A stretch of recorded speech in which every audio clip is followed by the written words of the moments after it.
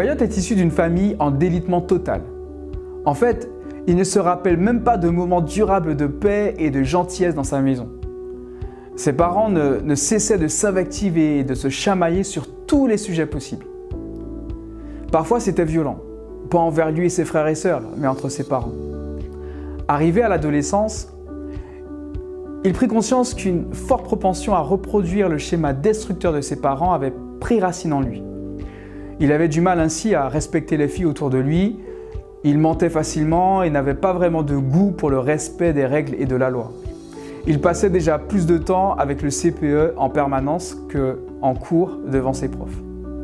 Allait-il détruire sa vie en se disant qu'il ne valait rien et que de toute façon, il était condamné à suivre le cercle vicieux dans lequel il était déjà bien engagé? Allait-il baisser les bras? C'est alors que le Seigneur s'est manifesté à lui à travers un concours de circonstances dont il a le seul secret.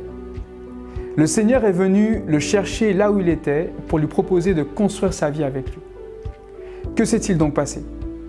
Ses grands-parents lui ont proposé de venir chez eux et de terminer chez eux son lycée. En fait, ils ne cessaient de prier pour lui et ont un jour eu cette conviction qu'ils devaient proposer à Wyatt de s'installer avec eux. Lui-même, désespérément à la recherche d'une solution, s'est mis à prier et à demander à Jésus de l'aider. Dans cette proposition de ses grands-parents, Wyatt a tout de suite compris que le Seigneur lui proposait d'entrer dans son plan. C'est ainsi qu'il a pu, pour la première fois de sa vie, lire un livre en entier. C'était La tragédie des siècles d'Ellen White. Il s'est dès lors senti appelé à s'engager pour Jésus, dans sa mission en faveur du salut des âmes. Il est aujourd'hui médecin et exerce un ministère en faveur des adolescents en souffrance. En acceptant le plan de Dieu pour lui, Wyatt a pu pleinement comprendre l'incroyable mission que le Seigneur avait en réserve pour lui. Le Seigneur lui a permis de réaliser qu'il avait la possibilité d'avoir un nouveau regard sur lui-même, à travers cette mission formidable que lui seul pouvait assurer. Tu es l'élément principal du plan A de Dieu pour toi. Dans ce plan, tu es la clé.